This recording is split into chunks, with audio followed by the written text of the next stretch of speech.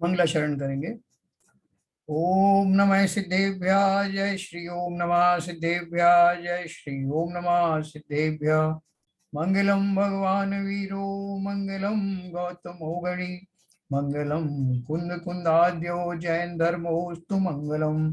सर्व मंगल मांगल्यम सर्व कल्याण कारकम प्रधानम सर्वधर्माणां जैनम जयतु शासनम।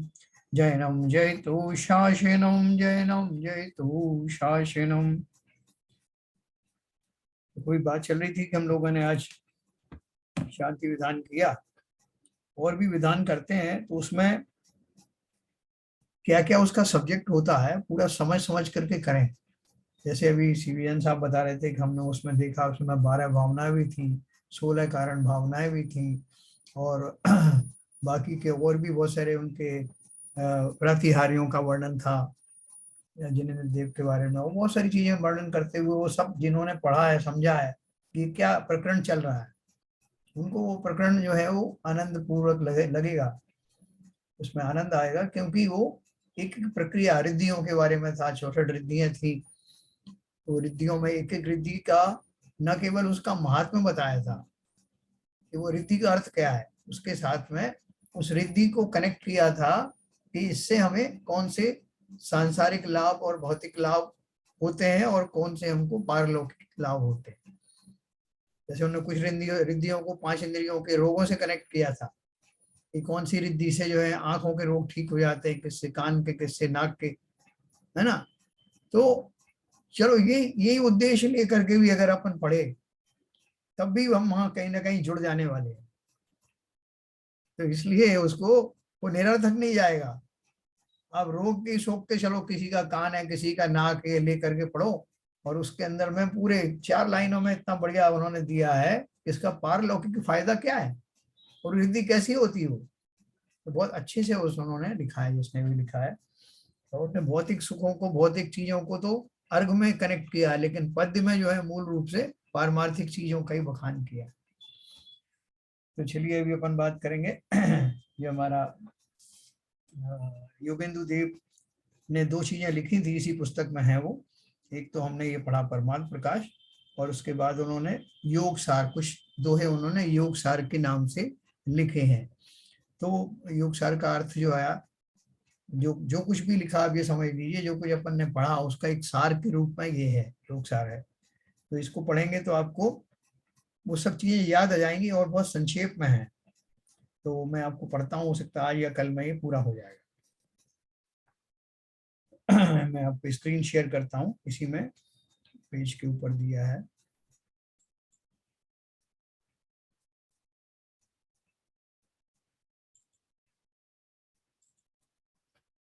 ये देखिए योगेंदु देव जी द्वारा योग सार लिखा गया है। योग सार के वो दोहे मैं आपको पढ़ूंगा।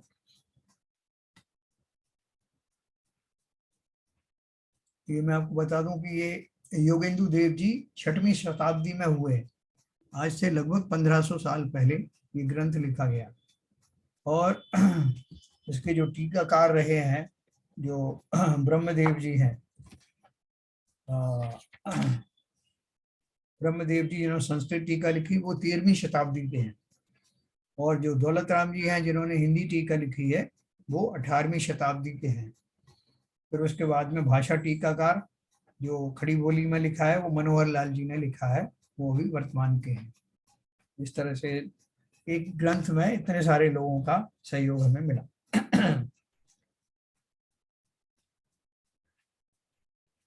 देखो इसमें क्या लिखा है इन्होंने, पहला वाला मैं पढ़ता हूँ। निम्मल झाड़ परिठयाम कम कलंक डहेवी अप्पा लद्धौ जेण परु ते परम पुनवेवी। अर्थ क्या है?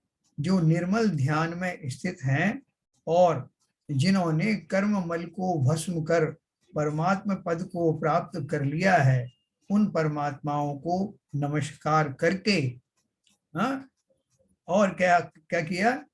घाई चौक कहें क्यू किलो बिलो नंत चौकू पदिट्ठु तहें जन इदम पयणा पण नववी अखमी कव्य सुदिद्रु। जिसने चार घातिका कर्मों का नाश कर अनंत शतष्टय को प्रकट किया है, उन जिनेन्द्र को के चरणों को नमस्कार कर यहाँ अभीष्ट काव्य कहता हूँ, है ना।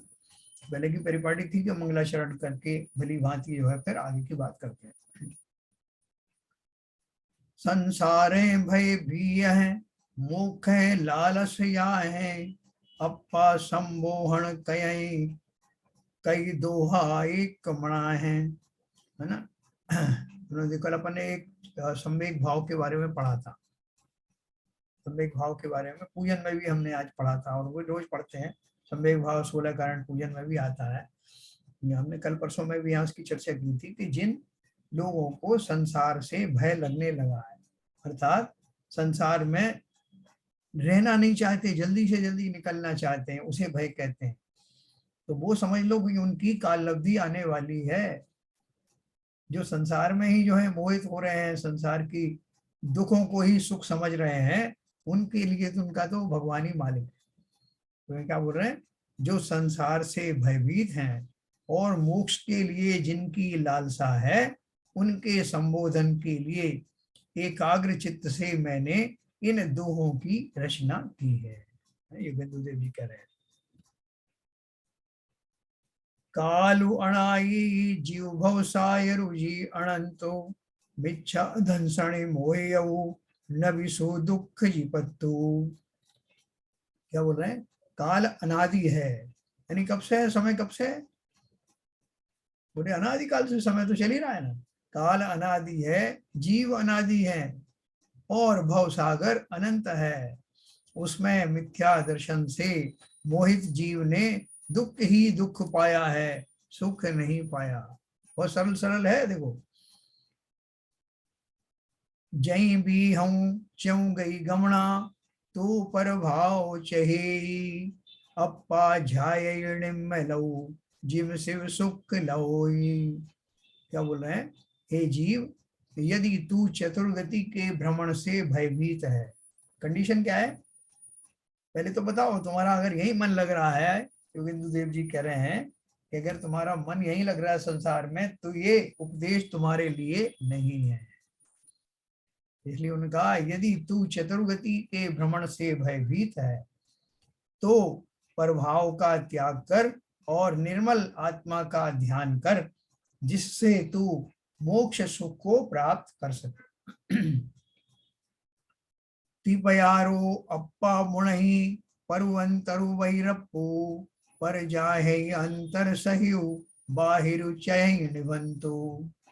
परमात्मा, अंतरात्मा और बहिरात्मा, इस तरह आत्मा के तीन प्रकार समझने चाहिए। अपन ने सब ग्रंथों में पढ़ा, 6 ढाला में भी पढ़ा अपन ने, जो ना आपका जो शांति पथ प्रदर्शक में भी पढ़ा, जितने ग्रंथ पढ़े सब में अपन ने बात पढ़ी, परमात्मा, अंतरात्मा और बहिरात्मा। इस तरह आत्मा के तीन प्रकार समझने चाहिए। हे जीव, अंतरात्मा सहित होकर परमात्मा का ध्यान कर और भ्रांति रहित होकर परमात्मा बहिरात्मा को त्याग ना। अपन समझते हैं ना बहिरात्मा क्या है और ये सब क्या है।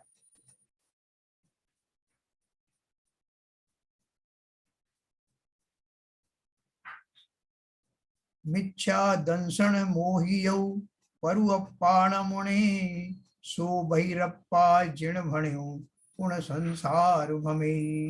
भमे माने भ्रमना। जो मिथ्या दर्शन से मोहित जीव परमात्मा को नहीं समझता, उसे जिन भगवान ने बहिरात्मा कहा है, वह जीव पुनः पुनः संसार में परिभ्रमण करता है ना। अपने इसको एक लाइट साइड में इसकी बहिरात्मा का अर्थ क्या समझा था, बहरी आत्मा, जिसे आचार्यों ने कितनी बार संबोधन किया लेकिन उसके समझ में आता नहीं। तो बहिरात्मा कहो या बहरी आत्मा कहो, मतलब ये उन जीवों के बारे में है जिन्हें संसार का ना तो संसार का स्वरूप समझ में आता है, ना स्व का स्वरूप समझ में आता है, और ना ही मोक्ष का स्वरूप समझ में आता। कहते हैं ना, जिसने एक तत्व में भी भूल की है वो सातों ही तत्व में भूल करता है। जो मिथ्या दर्शन मोहित जीव परमात्मा को नहीं समझता, उसे जिन भगवान ने बहिरात्मा कहा है, वह जीव पुनः पुनः संसार में परिभ्रमण करता है।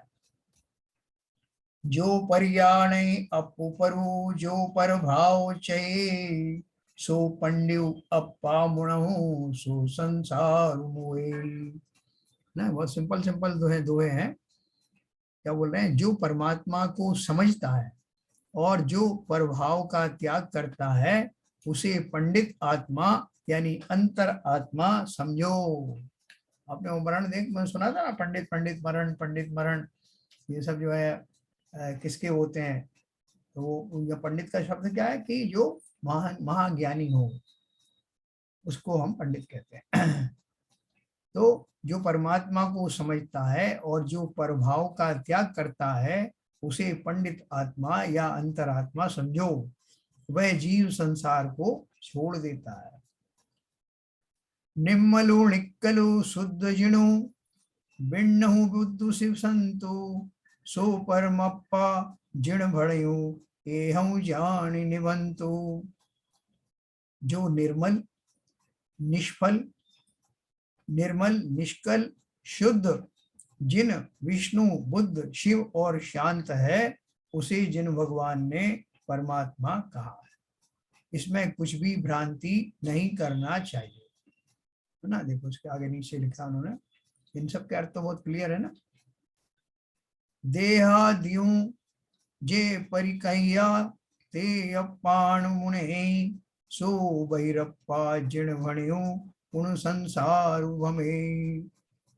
देह अर्थ आदि जो पदार्थ पर कहे गए हैं, उन पदार्थों को ही जो आत्मा समझता है, उसे जिन भगवान ने बहिरात्मा कहा है, वह जीव संसार में फिर से परिभ्रमण करता है ना। अपन है क्या नहीं बहिरात्मा? बहिरात्मा है कि अंतरात्मा है कि परमात्मा है ना। इसको बीच में छांटना, अपने अंदर में सोचना, फिर मैं पूछूंगा आपसे। देहाद्युजे परिकैया ते अपाणुम न होई, इउ जाने बिनु जीवत हु अप्पा अपुमणे। देह आदि जो पदार्थ पर कहे गए हैं, वे पदार्थ आत्मा नहीं होते। यह जानकर हे जीव, तू आत्मा को आत्मा पहचान। अपन क्या बोलते हैं जैसे कि भाई साहब मेरे पोते में मेरी आत्मा बसती है, मतलब अरे वैसा मतलब क्या है कि मतलब प्राणों से प्रिय है, और तो क्या कहूँ आपसे। और उनसे पूछो कि तुम्हारे कितने प्राण हैं और कौन से प्राण हैं, और वो आत्मा से जो तुम चाह रहे हो आत्मा किधर रहती है, वो सब आत्मा प्राण शरीर सबको एक में करके लोग समझते हैं, उनमें भेद कुछ नहीं कर पाते, और अपने मुंह से बड़े प्रसन्न रहते हैं। जब मैं तो अपने पोते पोती के बिना रह नहीं सकता था, जब तक उनके एक बार देख ना लूं, उनसे बात ना हो जाए, नींद नहीं आती। और इस बात में अपनी बड़ी बहादुरी समझते हैं। तो ये समझ लेना कि जिन्होंने अपनी आत्मा को ही नहीं समझा है, वो कैसे सुखी होंगे। अपनी आत्मा का अर्थ है जिन्होंने अपने को नहीं समझा। आत्मा तो हम है ही ना, कोई अलग से चीज थोड़ी आत्मा। तो ये बोल रहे हैं देह आदि जो पदार्थ पर कहे गए हैं, वे पदार्थ आत्मा नहीं होते। यह जानकर हे जीव, तू आत्मा को आत्मा पहचान। अप्पा अपौ जय मुणहि तोड़ि बाहुलहि, पर अप्पा जय मुणहि तो संसार भमे। संसार में भ्रमण करने के कारण बता रहे हैं। क्या बोल रहे हैं? हे जीव, यदि तू आत्मा को आत्मा समझेगा तो ही निर्वाण प्राप्त करेगा, तथा यदि तू पर पदार्थों को आत्मा मानेगा तो तू संसार में परिभ्रमण करेगा। बिल्कुल सिंपल सिंपल बात है। इच्छा रय्यौ तव करहि अप्पा अप्पु मुने, तो लहु पावहि परम गई उडु संसार एहि। हे आत्मन, यदि तू इच्छा रहित होकर तप करे और आत्मा को समझे, तो तू शीघ्र ही परम गति को पा जाए, और तू निश्चय से फिर संसार में ना आवे। इच्छा रहित होकर तप करे मतलब अपने को नहीं प्रश्न होता कि भाई अब मैं तप भी करवा रहा है मुझसे, और ये बोल रहे हो कि बिना इच्छा के तप करूं, तो वो कोई मोटिवेशनल फोर्स होना चाहिए ना। क्यों करूं तप में? तप में कितना कष्ट है, तो क्यों करूं? और जो उसके तप के फलस्वरूप जो मिलेगा उसकी क्या गारंटी है कि वो अच्छा होगा। ऐसी दुविधा में पड़े रहने वाले हम आज तक उस तप का रहस्य जान नहीं पाए। जो अपने बारे में ही नहीं जान पाए तो तप को कहां से जान पाए। इसलिए उन्होंने क्या लिखा, यदि तू इच्छा रहित तो होकर तप करे। जब यही तो हमसे होता नहीं। हमारा तो सारा जो है जिस जीवन में जो कुछ भी कष्ट है वो कष्ट आप दूर करने की गारंटी दो तो हम तपस्या करते, और न केवल हमारे वो दुख दूर हो जाए बल्कि आगे भी हमको कुछ ना कुछ प्राप्ति होती रहे, है ना। तो सूरदास जी का मैंने आपको किस्सा सुनाया था, ये कई और वैष्णवों में कहानी है कि वो सूरदास जी जन्म से अंधे नहीं थे। कोई बोलते जन्म से अंधे थे, बोलते हैं बीच में हो गए थे, शत्रुओं ने उनकी आंखें फोड़ दी थी, उनका धन हरण कर लिया था, और भी बहुत सारी चीजें उनके बारे में बताया। तो एक बार उन्होंने भगवान की आराधना की, खूब तपस्या की जम करके, तो भगवान आए, दर्शन दिए जैसे हम लोगों के यहाँ बताते हैं। तो उन्होंने सूरदास जी से पूछा कि सूरदास जी, हम आपकी तपस्या से बहुत प्रसन्न हैं, आप कोई भी 3 वरदान मांग लो। तो उन्होंने मना कर दी कि नहीं, मुझे नहीं चाहिए कोई भी वरदान, वरदान आप जाइए। तो नहीं नहीं भाई, ऐसा नहीं है, तुम्हारी तपस्या बहुत जबरदस्त है और बिना वरदान किए हम जाएंगे नहीं लिए हुए। तो बहुत पीछे पड़े तो उन्होंने कहा कि ठीक है, पहला वरदान तो ये दो कि मेरी आंखें ठीक हो जाए। उन्होंने कहा तथास्तु। दूसरा ये कि मेरा जितना धन आदि लोग ले गए हैं वो सब वापस आ जाए और संसार के भोग मुझे निरंतर मिलते रहें। और उन्होंने बोला कि इससे भी उनका काम पूरा नहीं हुआ तो तीसरा बोलो, तीसरा मांगो। बोले तीसरा वरदान ये मांगता हूं कि जब भी जरूरत होगी 3 वरदान और मांग लूंगा। हाँ? कहने का अर्थ क्या है, इस जीव की अभिलाषाओं की श्रृंखला समाप्त होती नहीं। ज्यो ज्यो भोग मिले त्यों तृष्णा अधिकी अधिकी हो। इतना भी जैसे बोलते हैं ना, इसमें तो पता है कि जैसे अग्नि है, अग्नि में घी डालना, पावक पावक में घी डालने से जैसे अग्नि और भड़कती है, वैसे ही ये विषादी सुख जितने जितने मिलेंगे और भोगेंगे उतनी उतनी लालसाएं बढ़ती जाएंगी। तो इसलिए जो तप मैं कर रहा हूं अभिलाषाओं की पूर्ति के लिए नहीं कर रहा हूं, निर्वांछ तपें शिव पद निहार है। शिव पद की भी लालसा नहीं, निहार का अर्थ यहाँ क्या है कि मुक्त होना है मुझे। ये पूरा जो कर्म आदि का चक्र चल रहा है, सृष्टि का जो चक्र चल रहा है, उससे मुक्त होना है, और मुक्त होना ही मोक्ष दशा है। तो इसलिए मुझे मोक्ष की भी अभिलाषा नहीं है, मैं तो इस चक्कर से निकलना चाहता हूँ, मैं अपने स्वरूप में आना चाहता हूँ। और स्वरूप में आना ही, पूर्ण रूप से आना ही न केवल निश्चय चारित्र है बल्कि वही तो मोक्ष दशा है।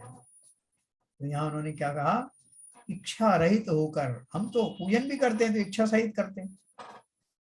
साहब वो ऐसा है कि पूजन से काम चल नहीं रहा था, बहुत दिन से कर रहा था पूजन, तो मैंने सोचा, लोगों ने मुझे सलाह दी कि तुम एक काम करो, तुम्हारी प्रॉब्लम छोटी मोटी तो है नहीं जो पूजा से निपट जाए, तो अब तुम 1-2 विधान कर लो अच्छे वाले, और पहले से ही कह देना भगवान से कि ये विधान मैं किस लिए कर रहा हूँ, जिससे भगवान को कोई कंफ्यूजन नहीं हो, जो तुम्हें चाहिए वो ही मिले।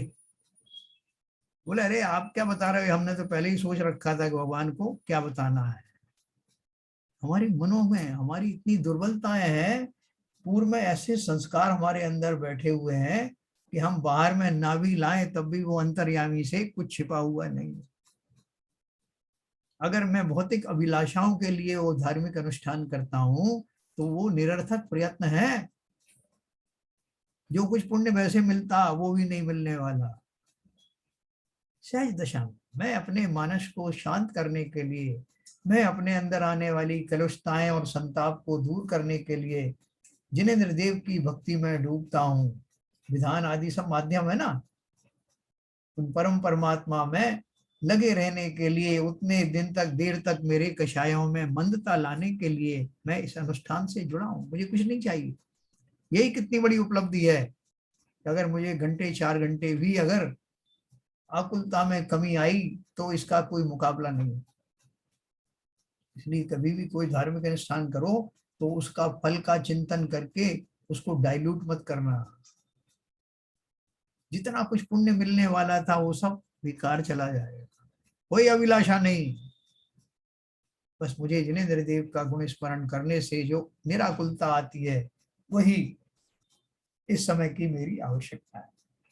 तो क्या बोल रहे हैं, यदि तू इच्छा रहित होकर तप करे और आत्मा को समझे तो तू शीघ्र ही परम गति को पा जाएगा और तू निश्चय से फिर संसार में नहीं आएगा। हमने तो क्या किया, पूजा कीनी वरदान मांग, कैसे मिटता संसार स्वांग, है ना, देवशास्त्र गुरु की पूजन है ना। फिर क्या हुआ, तो देखो आगे क्या बोलते हैं, परिणामे बंधु जी कहू मुख बीत जीवयाणी, यू जाने विनु जीवम तू तय भावहु पर्याणी। अर्थ है, परिणाम से ही जीव को बंध कहा है। हमको जो बंध होता है कर्मों का वो किससे होता है, हमारे परिणाम कैसे हैं। परिणाम किसे कहते हैं, भावों से युक्त रह करके जब वो कुछ देर तक वो भाव बने रहते हैं तो वो परिणामों में कन्वर्ट हो जाते हैं। अर्थात उस समय मेरा जो भावावेश है, वो भावों की जो मेरी संतति है उस काल में जो चल रही है, उनसे मेरा परिणाम ऐसे बनते हैं, दुष्ट परिणाम शुद्ध परिणाम ना, ये सारे परिणाम किससे बनते हैं, मेरी उस मनोदशा से जिसमें वैसा चिंतन चल रहा होता है।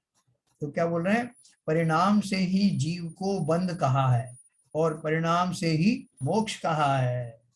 यह समझकर हे जीव तू निश्चय से उन भावों को जान, मन के हारे हार है और मन के जीते जीत, पार ब्रह्म को पाइए मन ही के प्रतीत।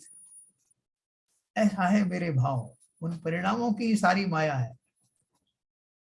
अगला दोहा है, अह पुण्य अप्पा नमि मुनि, पुण्य जी करही अशेष, तो भी न पावही सिद्धि सु, पुण्य संसार भमेशु। हे जीव, यदि तू आत्मा को नहीं जानेगा और सब पुण्य ही पुण्य करता रहेगा तो भी तू सिद्ध सुख को प्राप्त नहीं कर सकता, किंतु पुनः पुनः संसार में ही भ्रमण करेगा। मैं नहीं जानता कुछ आत्मा फात्मा है, फात्मा और लगा दिया उसके साथ में, मतलब कितनी अरुचि है आत्मा के प्रति कि मैं कुछ आत्मा फात्मा नहीं जानता। मैं तो ये जानता हूं कि इन क्रियाओं से बहुत लोगों को फायदा हुआ है, कितने लोगों की नौकरियां लग गई विधान करने से, कितने लोगों को जो है वो धन का लाभ हुआ, किसी के पुत्र पुत्री हो गए। तो जब आप तो बात करते हो, मुझे उन सब में इंटरेस्ट नहीं है, ना मुझे आत्मा को प्राप्त करना है, ना आत्मा को देखना है कौन आत्मा क्या नहीं है, परंतु डायरेक्ट कैश का काम करते हैं, कैश में कैश ट्रांजेक्शन, इधर किया पूजा और उधर फल मिला। तो बहुत सारे लोग आपके सपोर्ट में आकर खड़े, अरे बिल्कुल सही कहा आपने भाई साहब, मैंने भक्तामर पाठ कराया था, उसके तुरंत बाद में बाहर निकला, मेरे बेटे का अपॉइंटमेंट हो, कोई दूसरा और उसमें जोड़ दे घटनाओं में। तो साहब भक्ति में बड़ी शक्ति है ना। तो हम उस पूरे सिद्धांत को अब समझने लगे हैं। तो अवश्य ही बहुत सारी चीजें फलित होती हैं, लेकिन वो फलित होने का जो हमने प्रोसीजर प्रोसेस बनाया है वो सही नहीं। अगर मेरे क्या है, अपन ने ये भी पढ़ा कि कर्म जो अपन बांधते हैं तो कर्म बंधने के बाद उसकी एक आबादा काल होता, उसको तुरंत तो उदय में आता नहीं। बहुत कम कर्म ऐसे होते हैं जो अंतर्मूर्त में उदय में आते हैं, बाकी का आबादा काल होता है, उसके बाद में वो उदय में आते हैं। तो हो सकता है कोई पूर्वकृत कर्म हो वो उदय में आया हो, अथवा मेरे भक्ति आदि के भावों के कारण उनमें संक्रमण हो करके या उदीर्ण हो करके वो उदय में आया। अपन पूरा सिद्धांत समझ गए ना।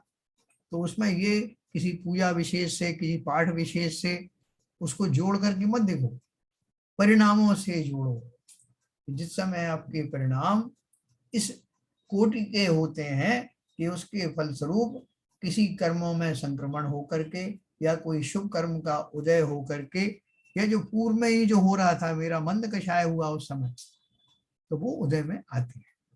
कभी किसी का नहीं होता। कोई बोलता साहब तो आप तो क्या बात कर रहे हो, मैं तो 30 साल से वक्तामर पाठ पढ़ रहा हूँ, मुझे तो कोई लाभ हुआ नहीं।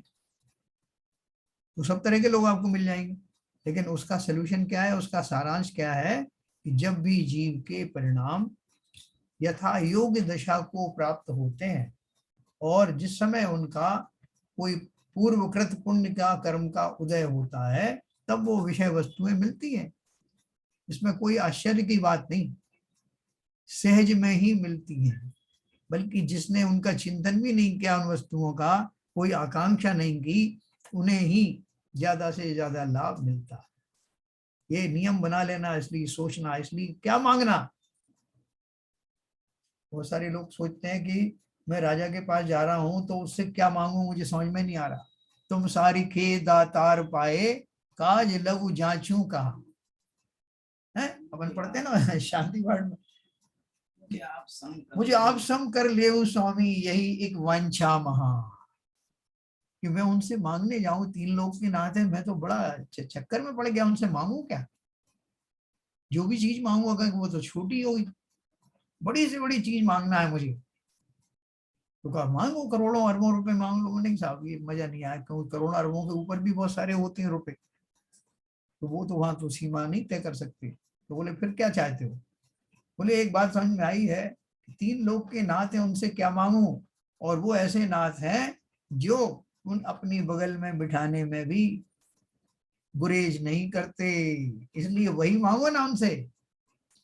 तुम सारी खे दातार पाए, काज लघु जांचू कहा, जांचू माने याचू, याचना करूं, तुमसे क्या छोटी चीजें मांगू। तो बड़ी चीज क्या है कि मुझे आप सम कर ली स्वामी, यही एक वांछा महा।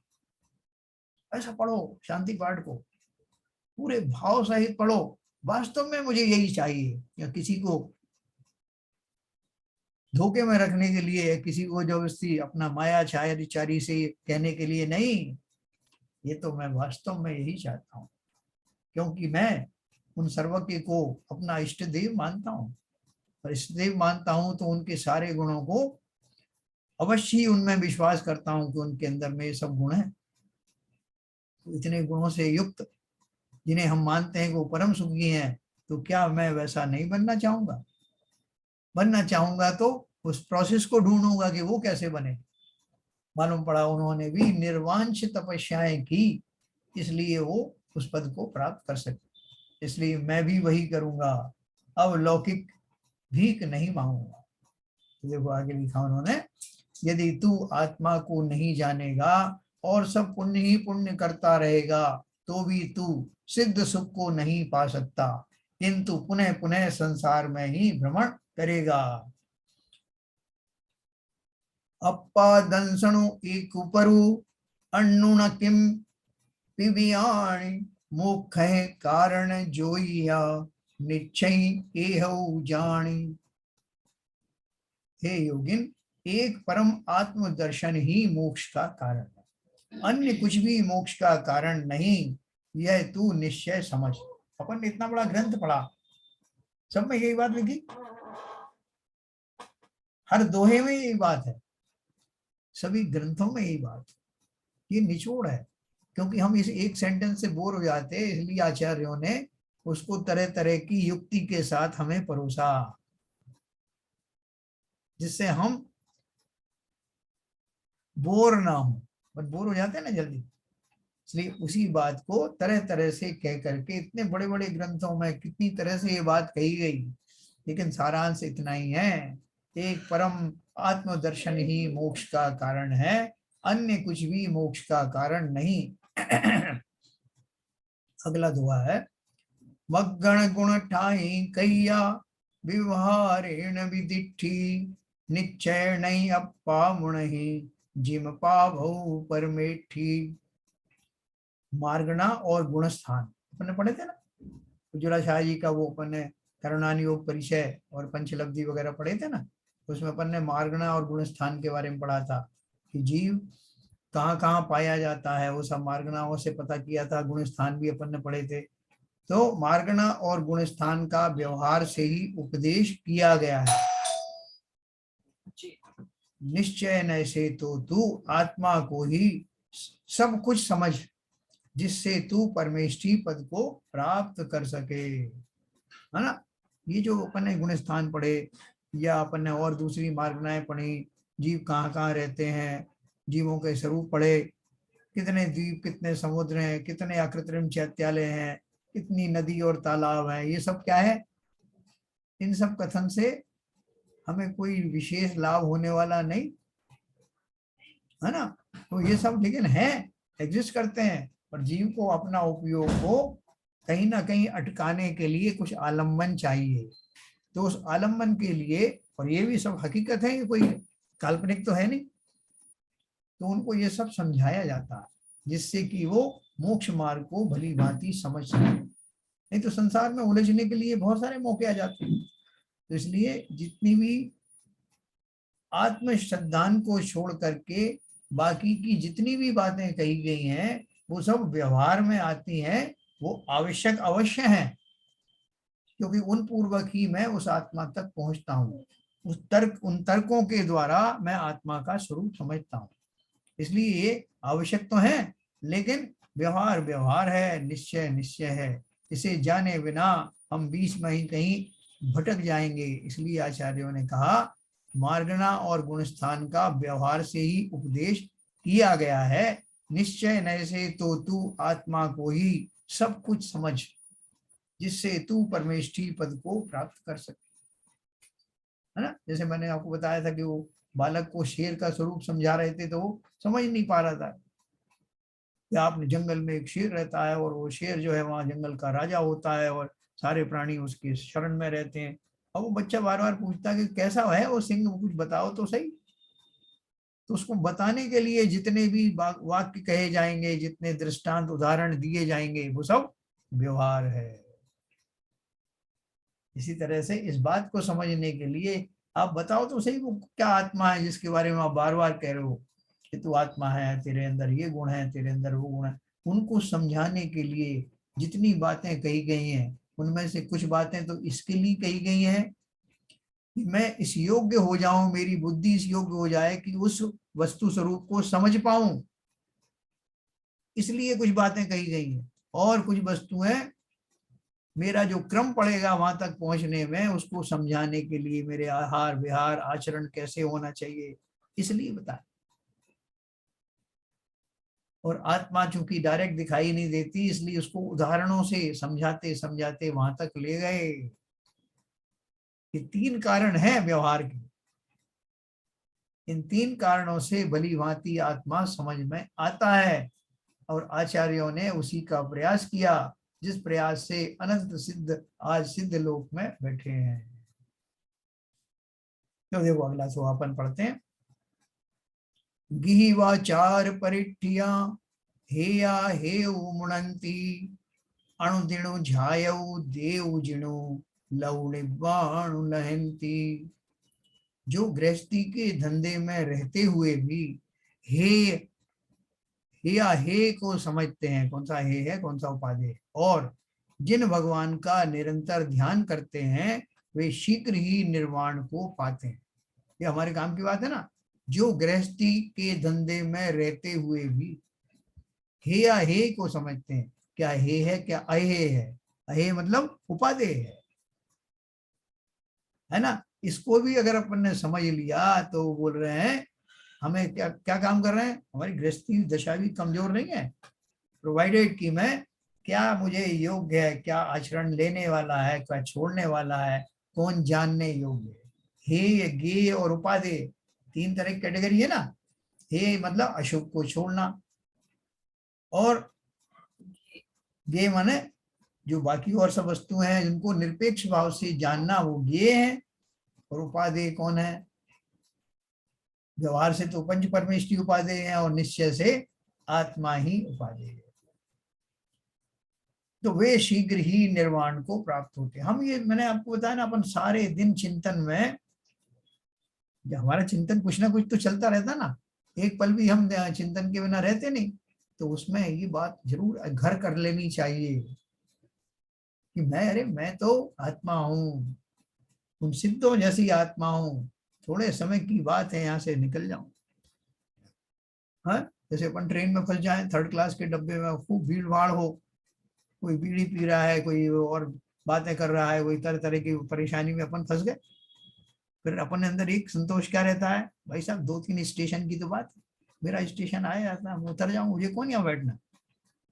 ये संतोष हमें उस बाधाओं को सहने में संबल प्रदान करता है ना। उसी तरह से संसार में फंस तो गया हूँ, मेरी ही अपनी कमियों गलतियों के कारण फंस तो गया हूँ, लेकिन अब मुझे वो मार्ग भी दिखाई देने लगा है। ऐसे सदगुरु मेरे जीवन में आए हैं, जिनवाणी सुनाने वाले, जिनवाणी का मर्म बताने वाले, ऐसे आचार्य आदि, उनकी देशना सुन करके मेरी अब समझ में आ गया है, संसार में कहीं सुख है नहीं, कहूँ ना सुख संसार में, सब तक जग देखो चार। तो शुद्ध मन से जिनका स्मरण करो, देखो गृहस्थी के बारे में सोना, गृहस्थी में छोड़ने योग्य तो है, लेकिन कैसे, जब तक नहीं छूटती तब तक वहां भी तपस्चरण आदि छठ आवश्यक के माध्यम से मैं अपने अभीष्ट की प्राप्ति अवश्य कर सकता हूं। देखो गृहस्थ दशा में जैसे हमें किसी के यहाँ से जाए तो थोड़ी सी प्राप्ति होती है, एक छोटी नौकरी करी तो थोड़ा सा प्राप्ति होता है, हमने थोड़ा और पढ़ लिख लिया तो ज्यादा प्राप्ति होने लगी, तो अपन चाहते हैं ना कि उसका पूरा पूरा लाभ मिले। तो बोलना है गृहस्थी में रहते हुए थोड़ा सा फायदा मिलता है, तो जिन जीवों को लगता है कि इससे बड़ा फायदा मुझे प्राप्त करना है, क्यों ना इस गृहस्थी को छोड़ दिया जाए, ऐसे शूरवीर ही मुनि बनते हैं। बहुत बिरले बनते हैं, हर कोई नहीं बनता। मुनि बनने का अर्थ समझना, सम्यक दर्शन सहित भावलिंगी संत बनने की बात है, बिना उसके दीक्षित होना भी बहुत मुश्किल में डाल देने वाला। तो देखो आगे लिखा है, जिणु सुमिरऊ जिणु चिंतवऊ जिणु झायऊ सुमनेण सो झायंत परम पऊ लभई एक क्षणेण। शुद्ध मन से जिनका स्मरण करो, जिनका चिंतन करो और जिनका ध्यान करो, उनका ध्यान करने से एक क्षण भर में परम पद प्राप्त हो जाता है। ये क्षण का अर्थ समझ लेना, अंतर्मुख, छोटा अंतर्मुख भी होता है, बड़ा भी होता है। क्यों, मैं किस लिए बोल रहा हूँ कि ये दशा किसकी बताई, बहुत सिंपल ढंग से बताई है, लेकिन वो परम मुनि, जो महान मुनि, जो केवल ज्ञान के लिए अब ध्यान में लगे हुए हैं, उनकी स्थिरता एक क्षण का अर्थ है, वो एक अंतर्मुख, छोटा अंतर्मुख हो या बड़ा। शुद्ध मन से जिसका स्मरण करो, जिनका चिंतन करो और जिनका ध्यान करो, उनका ध्यान करने से एक क्षण भर में परम पद प्राप्त हो जाता। जिनका अर्थ भगवान का भी लगा लेना, आत्मा को भी लगा लेना। बहुत मुश्किल काम नहीं है, कहीं बाहर से कुछ लाना नहीं, जहां बैठो वहीं ध्यान शुरू, जहां चलो खाओ पियो उठो बैठो वहीं ध्यान शुरू। धर्म ध्यान तो हमारा चल सकता है। शुद्ध पा अरु जिणवर भेउम किंपी प्याणी मोक्ष कारणे जोइया निश्चय एवं विजाणी। 20 नंबर का है। हे योगिन, मोक्ष प्राप्त करने में शुद्धात्मा और जिन भगवान में कुछ भी भेद ना समझो, यह निश्चय मानो। देखो इसमें लोगों को बहुत संदेह हो जाता है, तो भाई साहब वो कहते तो हैं अपनी आत्मा का ध्यान करो, मगर हमें मालूम है कि हमारी आत्मा तो बड़ी दूषित है। काय की आत्मा, हमारी भी कोई आत्मा है क्या? हाँ, भगवान की बात करो तो उन्हें हम बहुत श्रद्धा है हमें उनमें, उनकी पूजन वगैरह हम तो कर सकते हैं, लेकिन ये हमें नहीं समझ में आता कि इतनी अशुद्ध आत्मा का हम चिंतन करें और उसके बारे में सोचें और उसको महान माने, ये हमसे नहीं होता भाई। ये तो पता नहीं किसने लिख दिया है। बोले फिर, बोले परमात्मा की बात करो ना, जो भगवान है वहां बैठे हुए हैं, उनकी जो प्रतिमाएं बनी हुई हैं वो है भगवान, उनका चिंतन करने का हो तो कुछ बात भी समझ में आती। लेकिन आप अपनी आत्मा की बात कर रहे हो, हमें तो कुछ समझ नहीं आता। ज्यादा से ज्यादा हम आपकी आत्मा का चिंतन कर लेंगे, हैं, आप हमसे तो अच्छे ही हो, लेकिन हम अपनी आत्मा का नहीं करेंगे। ये मैं आपको अंतर की बात बता रहा हूँ कि लोगों को ये विश्वास नहीं होता कि हम ही पूज्य हैं, देवालय में बैठे हुए हम ही तो भगवान हैं। हम ही परमात्मा हैं, वो सारे गुणों से संपन्न शक्ति रूप से आज अभी इसी क्षण में भगवान हूं, शक्ति रूप से, है ना। भगवान वैसे मत मान लेना कि पर्याय में प्रकट हो गए, लेकिन ये वास्तव में ये कटु सत्य है। कटु इसलिए कह रहा हूं कि हमें विश्वास नहीं होता, तो इसलिए जिस क्षण भी हमें विश्वास हो जाएगा उसी क्षण से हमारा मार्ग प्रशस्त हो जाएगा। अपनी आत्मा के प्रति श्रद्धावान बनो, और श्रद्धावान बनने से, जैसे कोई भगवान है ना, भगवान के सामने हम बीड़ी सिगरेट नहीं पिएंगे, चप्पल जूते लेके नहीं जाएंगे, हैं, तरह तरह की शुद्धियां रखते हैं। ऐसी शुद्धियां इस अंतरात्मा जो अंदर बैठी हुई है उसके प्रति शुद्धि कैसे रखो। राग द्वेष आदि विकारी भाव ही तो वो अशुद्धियां हैं जिनके बीच में मैं रह रहा हूं। तो क्या हमारा फर्ज नहीं बनेगा कि मैं उन अशुद्धियों से अपने आप को बचाऊं। तो मेरे रागादि जो परिणाम है उनमें कब तक मेरी आत्मा फंसी रहेगी। या तो अपन बोलते हैं खारघर में, भाई साहब चंदा प्रभु भगवान को कहाँ आपने पटक रखा है, कैसी दशा में उनको कैद कर रखा है, ऊपर लोग रह रहे हैं, साइड में लोग रह रहे हैं, ना दिशा का ज्ञान ना कुछ है, कब आजाद होंगे हमारे चंदा प्रभु भगवान। ऐसा ही भाव स्व के लिए भी रखना, कब होऊंगा मैं आजाद, कब मुक्ति मिलेगी मुझे ये राग द्वेष आदि से, और कौन दिलाएगा वो मुक्ति। है कोई जो मुझे दिलाएगा मुक्ति। अभी मैं आपसे पूछूंगा, एक दो और पढ़ने के बाद में आपसे पूछूंगा ये मुक्ति हमें कौन दिलाए। जो जिनु सो अप्पा मुणे यू सिद्धन तह सारू, यू जाने विणु जो यहो छंडहु माया चारू, है ना। इसका अर्थ पढ़ते हैं। और जो जिन भगवान है वही आत्मा है, यही सिद्धांत का सार समझो। इसे समझकर हे योगी जनों मायाचारी को छोड़ो। बोले इसमें मायाचारी कहाँ गई। बोले मायाचारी तो है ही ना, कि जो आत्मा है, जिन भगवान है वही आत्मा है। इस सिद्धांत को मैं समझना नहीं चाहता, जाता हूं मंदिर, कहता कुछ और हूं, भाई साहब मुझे मोक्ष जाना है। बोले चलो बाहर खड़ी है गाड़ी मोक्ष वाली।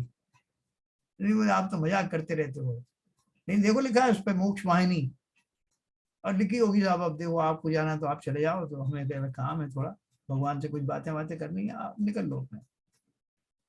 वास्तव में हमें इच्छा नहीं है, रुचि नहीं है, सब कहने की बातें हैं। यही सब मायाचारी में आता है। हमारे आचरण कैसे हैं ये सब जानने के बाद भी सिद्धांत हमारे आचरणों में कोई अंतर आया नहीं, हम अपने आप को ही ठग रहे हैं। मैं आपको अनम्यूट करूंगा तो थोड़ा अपन डिस्कस करते हैं।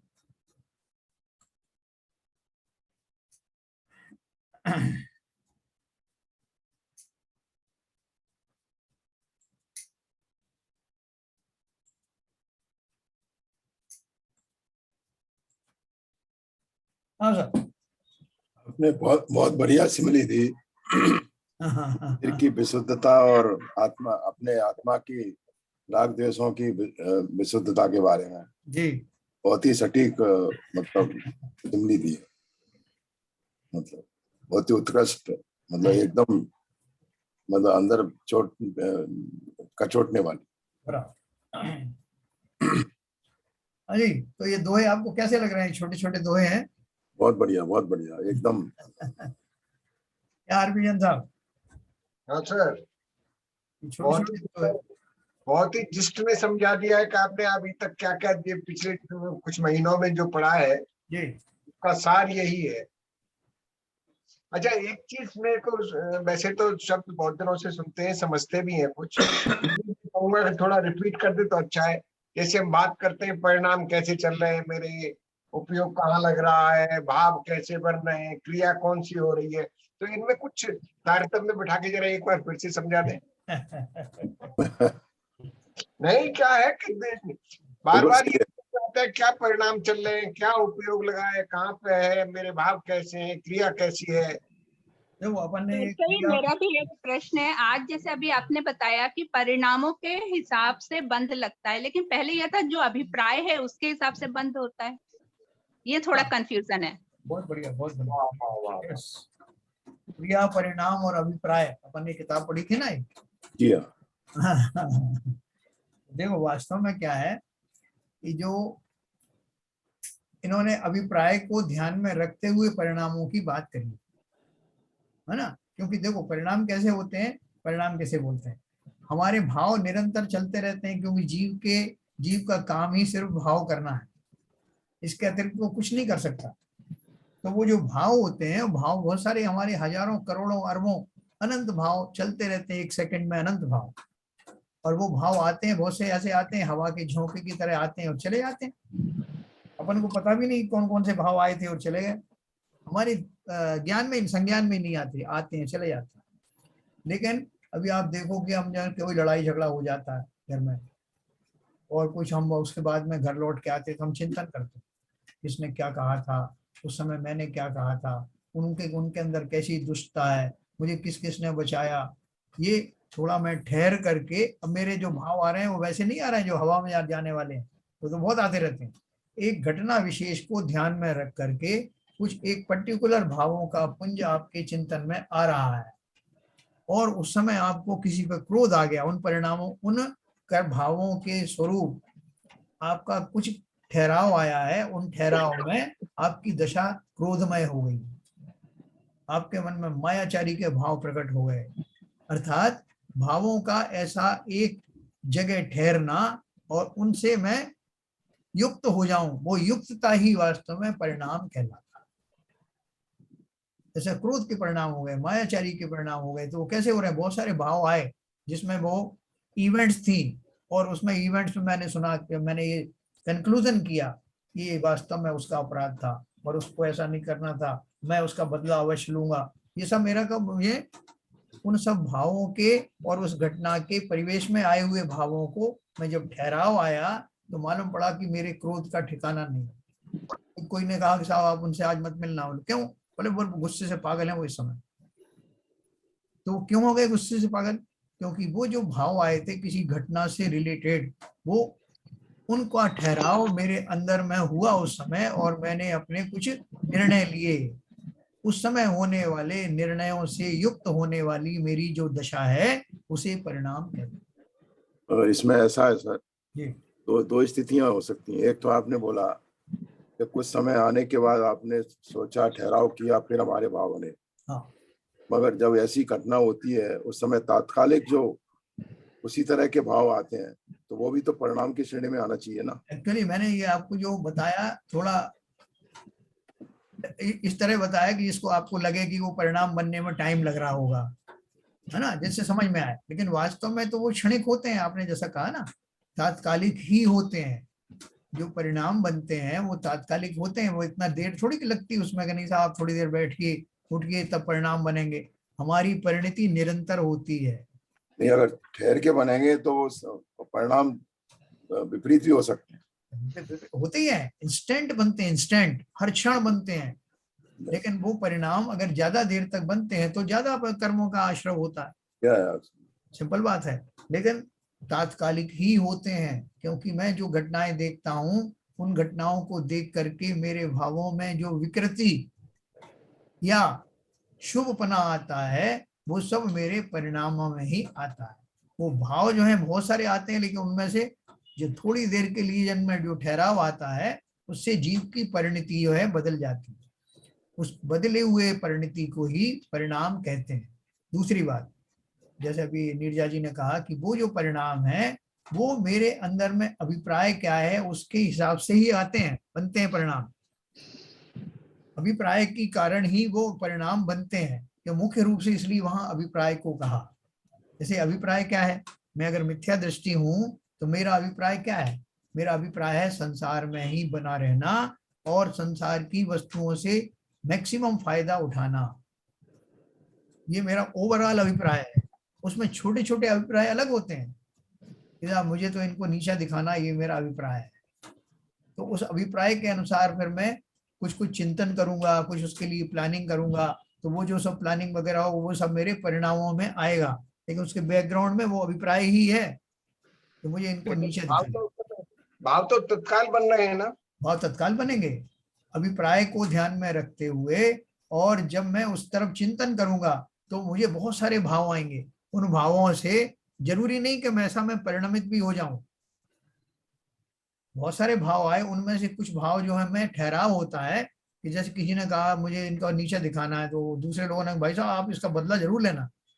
तो अब मैंने उस किसी ने कहा और मैंने सुना, लेकिन मैंने उसके ऊपर में एक्शन नहीं लिया कि बदला लेना है। क्यों नहीं लिया? मेरे अभिप्राय में बदला लेने की बात ही नहीं है। मैं सुधरा हुआ आदमी हूँ, मैं जानता हूँ कि बदला लेने का मतलब क्या होता है। और उपयोग कहाँ ठहरा फिर? हाँ, उपयोग बताता हूँ। ये आपके समझ में आया अभिप्राय कि मेरा अभिप्राय क्या है, मैं किस तरह का ठहराव वाला आदमी हूँ। दूसरे मुझसे कुछ कह रहे हैं तब भी मैं परिणमित नहीं हुआ, क्योंकि मेरा अभिप्राय सही है। और जब मैं परिणमित होऊंगा तब मेरे भाव वैसे बनेंगे, और भाव वैसे उनका ठहराव होगा, उसमें मैं प्लानिंग करूंगा, ये सब करूंगा, तो मेरे परिणाम उन क्षणों में वो भी बदलते रहते हैं। एक क्षण में तो होगा इसको मार दिया जाए, दूसरे क्षण में नहीं यार इसका कुछ और किया जाए। तो तत्क्षण बदलने वाले भावों का पुंज मुझे वो परिणामों में युक्त करता है, उसी परिणाम कहते हैं। और बैकग्राउंड में अभिप्राय हो गया। अभी उपयोग की बात है, ये समझ में आया सबके? थोड़ा बहुत नीरजा जी को पूछिए। नीरजा जी। जी, समझ में आ गया। मतलब मेन चीज हमारी अभिप्राय है जो बैकग्राउंड में है, उसी के अकॉर्डिंग हमारे परिणाम और भाव सब कुछ रहते हैं। बिल्कुल बिल्कुल। वो परिणाम क्या है? भावों से ओतप्रोत हो करके जो भाव मेरे ठहरते हैं, उनसे जो मेरी मनोदशा बनती है, वो मेरा परिणाम है जी। और अभी मैं उपयोग के बारे में बताता हूँ। उपयोग किसे कहते हैं? अटेंशन। अंग्रेजी में शब्द है उसका अटेंशन, है ना। लोग बोलते हैं भाई तुम्हारा ध्यान कहाँ है, उसको ध्यान भी कह देते हैं। लेकिन उसका अर्थ क्या है कि किस क्षण में किस चीज के ऊपर कंसंट्रेट कर रहा हूं, वो कंसंट्रेशन ही वास्तव में उपयोग है। शुभ कंसंट्रेशन है या शुभ है, वो डिपेंड करता है कि आपका अभिप्राय क्या है। नहीं, अभी जैसे मान लीजिए कि किसी ने आपके हाथ में खाना रखा है, भोजन कर रहे हैं आप, और भोजन करते हुए टीवी भी देख रहे हो, एक मोटी एग्जांपल दे रहा हूँ आप, तो उस समय आपके अंदर में एक कोई ऐसी न्यूज आ रही है उसके अंदर कि आपका हाथ का ग्रास आपका हाथ में ही रह गया, और आप उतना हाथ फाड़ के उसको देख रहे हो उस घटना को टीवी के ऊपर। तो लोगों ने कहा भाई साहब भोजन करिए ना आप। बोले कर तो रहा हूँ भोजन, लेकिन आप कर रहे हैं क्या उस समय भोजन? उपयोग वहां लगा हुआ है, टीवी उपयोग लग गया वहां, इसको उपयोग कहते हैं। बच्चों को बार बार ले जाकर उस सामने, बेटा खाना खाओ ना, हाँ हाँ हाँ खा रहा हूँ। तो कहाँ खा रहे हो? वो खा तो रहा हूँ और देख रहा हूँ है। वो कार्टून देखने में मस्त है। हाँ मस्त है वहां, आप थाली सटा सटा दे रहे हो उसको तुमसे, और उसको कोई मतलब नहीं। तो ये ऐसे उपयोग जीवों के बहुत जल्दी जल्दी पलटते हैं। कभी उपयोग लग रहा है कहाँ, तुमने पूजन की थाली में बैठे बैठे उसके पास में अर्घ चढ़ा रहे हैं, और अपने सोच क्या रहे हैं कि आज जो है आज बहुत जोर से लड़ाई हुई घर में, और मुझे तो गृहस्थी छोड़ देनी चाहिए। या दूसरे परिणाम आ रहे हैं कि पूजन पाठ से कुछ आज तक तो फायदा हुआ नहीं, वो फलान आदमी को देखो उसने आज तक कोई पूजा नहीं की और कितना ज्यादा वो संपन्न है। इधर जो है भाई साहब अर्घ चढ़ाओ ना, हाँ कौन सा चल रहा था, हाँ पुष्पम, ले भैया पुष्पम चढ़ा दिए। तो किधर है उपयोग? पल पल में बदल रहा है उपयोग, कभी घर में, कभी गृहस्थी में, कभी और चीज में, कभी पूजा की थाली में। तो जो समस्त उपयोग की बात करते हैं, सब जगह से उपयोग को हटा करके, अर्थात मेरा जो चिंतन है वो बटा हुआ रहता है। एक ही बार में कितनी कितनी बातों को सोचता हूँ, वो सब जगह से हटा करके, जैसे मैंने आपको सूर्य की किरणों का उदाहरण दिया था ना, कि वो सूर्य इतना व्यापक रूप से जो प्रकाशमान रहता है, लेकिन फिर भी उस धूप से ऐसे हर कहीं आग नहीं लग जाती। लेकिन जब आप उसकी किरणों को फोकस करके लेंस के द्वारा एक कागज के ऊपर डालते हैं, तो एक छोटी सी किरण भी उस कागज में आग लगा देती है। उसी तरह से उपयोग की ये महत्ता है।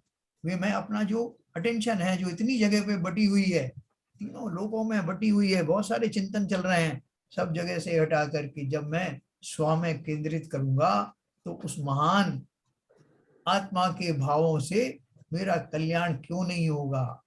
आग लगेगी कर्मों में।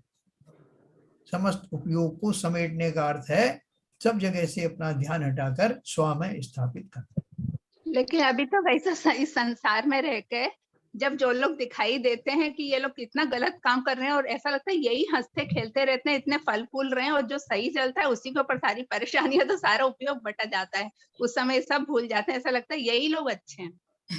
यही तो बात है बहन जी। चक्कर क्या है कि ये संसार किसी ने अगर बनाया होता, अपन को मिल जाता, तो अपन अपनी शिकायतें दर्ज करते कि आप क्यों नहीं डिमॉन्स्ट्रेशन करते हो, जिसने जैसे ही किया वैसे ही उसको सजा मिल जाए और दूसरों को मालूम पड़ जाए, हम जैसा सोचते हैं वैसे ही उसको सजा मिले। तो वो ना तो कोई वो सृष्टि का बनाने वाला मिलता है और ना ही हमारे अनुसार काम होता है। क्यों नहीं होता हमारे अनुसार? क्योंकि आप गहराई में जाएंगे तो आपको प्रकृति की ये व्यवस्थाएं वास्तव में सच्ची लगेंगी, सही लगेंगी। आज स्वाध्याय की वजह से हमको ये मालूम है कि भले ही हम सामने देख रहे हैं, हमको परिणामों की बहुत चिंता नहीं है। अभी सामने वाले के परिणामों की चिंता नहीं है। यदि वो कुछ गलत भी कर रहा है तो भी हमको मालूम है कि ठीक है, इसका पुण्य कर्म का उदय चल रहा है, कर रहा है, करने दो उसको। तो ये स्वाध्याय से कितने पूरा चेंज, मतलब पूरा वही चेंज हो जाता है, मतलब परफेक्ट ही चेंज हो जाता है आपका। जो अभी आप बात कर रहे थे कि हम लोग जो हमारी उपयोगिता है और वो सब है, सब में फर्क आ जाता है। ज्यादा नहीं आया। ये बात तो सही है, इसे गलत देखने के बाद भी अपने में दृढ़ता रहती कि नहीं, गलत करना नहीं है, गलत का गलत ही नतीजा है। देखो मैं एक बात आपको और बताऊं, थोड़ा सा मैं आउट ऑफ द कॉन्टेक्स्ट भी लग सकता है लेकिन वो सही है। जैसे अभी अपन टीवी पे देख रहे हैं कि फला जगह जो है वहाँ उदयपुर में एक लड़के की, एक आदमी का गला काट के हत्या कर दी। कितनी क्रूरता पूर्वक किया, और भी कई जगह की है। तो अपने को चिंतन में आएगा कि ऐसा क्यों हो रहा है। वो निरपराध सीधा साधा व्यक्ति जिसने कभी उससे कुछ किया कहा नहीं, किया नहीं, उसका कोई अपराध नहीं, और उसको इतनी बड़ी सजा कि उसको इतनी क्रूरता से मारा गया। इसके पीछे क्या रहस्य हो सकता है? आप में से कोई शेयर करें तो बताओ। उसके पूर्व कर्म का उसने पहले पूर्व कर्म का उदय है, उसके पूर्व कर्म का उदय है, उसको देखते हुए उसको वहां पर आ जाता है याद। नहीं, जिस शख्स के साथ ये घटना घटी, हाँ, उसने यही कृत्य उनके साथ इसी उससे भी इंटेंसिटी से ज्यादा किया होगा। उसका रेप्लिकेशन हुआ है यहाँ। देखो उसका उसका प्रूफ क्या है? उसका प्रूफ ये है कि जिस व्यक्ति ने वो गला काटा, हम सबके मन में ऐसा भाव आता है कि इसके साथ भी अगर ऐसा हो तब इसे मालूम पड़े। तो वो हो चुका है ना उसके साथ, तो उसके साथ हो चुका है और अब वो उसके साथ कर रहा है जो इस समय सीधा साधा दिखाई दे रहा है। यस, है ना? इसका अर्थ ये नहीं है कि हमें उससे कोई सहानुभूति नहीं होना चाहिए जिसको मारा गया। ये सहानुभूति तो एक हाँ, कि हम तो कह नहीं साहब, और हम तो दूसरों जाके कहेंगे भाई साहब उस जिसका जो होना है वो होना था, उसने किया होगा इसलिए उसे मिल गई सजा, आप काहे के आप सजा दे रहे हो? नहीं, सहानुभूति नहीं होगी तो व्यवहार रूप से समाज नहीं चल सकता। हाँ, ये व्यवहार है। व्यवहार को वो सब करना पड़ेगा जिससे कि कोई अपना इस संस्कारों को, अगर पूर्व में उसके संस्कार खोटे पड़े हैं तो वो सही कर पाए। नहीं तो फिर समाज की व्यवस्था नहीं चल पाएगी साहब व्यवहार। जब तक स्वाध्याय नहीं था तो हम हमेशा सोचते थे मैं अन्याय नहीं सह सकता हूँ, हाँ, मैं कभी अन्याय नहीं सह सकता हूँ, करके देखे मेरे साथ में, मैं एकदम खड़ा कर देता हूँ। हाँ, अब हमको समझ में आ गया है कि यदि कुछ अन्याय हो रहा है तो समता में रहो, कोई कृत्य बंद करने की जरूरत नहीं है। आपका जो जितना कर सकते हो उसको उतना बोल के अपने चुप हो जाओ, उसमें घुसने की जरूरत नहीं है अब आपको। क्योंकि हम कर चुके हैं पहले साहब। उन्होंने मेरा बड़ा अपमान किया, उन्होंने मेरे साथ मायाचारी की, उन्होंने मेरे साथ फला किया। भैया तुम कौन से दूध के धुले हो? तुम्हारे साथ जो कुछ घटित हुआ अकारण नहीं होता, प्रकृति का नियम है, पहले करके आए थे अब वैसा ही फलित होगा। ऐसा विश्वास रखने से समता जीवन में आती, अपने आप आती, और ये तो फैक्ट है। हाँ, कर्म सिद्धांत का ये पहला नियम है। ठीक है सर, सबको समझ में आया होगा। आज सिंपल था। आरपीएन साहब बहुत सुंदर, बहुत सुंदर, बढ़िया सर। सरिता जी? हाँ बहुत अच्छा, गागर में सागर। चलिए चलिए साहब, जिनवाणी स्तुति करेंगे। आज वो नहीं है क्या ललित जी? चलिए आप। मिथ्या कामनाश वे को, ज्ञान के प्रकाश वे को, आपा पर भास वे को, भानु सी बखानी है। छाओ द्रव्य जानवे को, बंधो भानवे को, स्वरूपी छानवे को परम प्रमानी है। अनुभव बताए वे को, जीव के जताए वे को, काहू न सताए वे को, भव्य और यानी है। जहाँ तहाँ तार वे को, पार के उतार वे को, सुख विस्तार वे को, यही जिनवाणी है। हे जिनवाणी भारती, तो जपू दिन रैन, जो तेरी शरणागहे सो पावे सुख चैन। जावाणी के ज्ञान ते सूझे लोकालोक, सो वाणी मस्तक धरूं सदा देत हूँ जो। जिनवाणी माता की जय।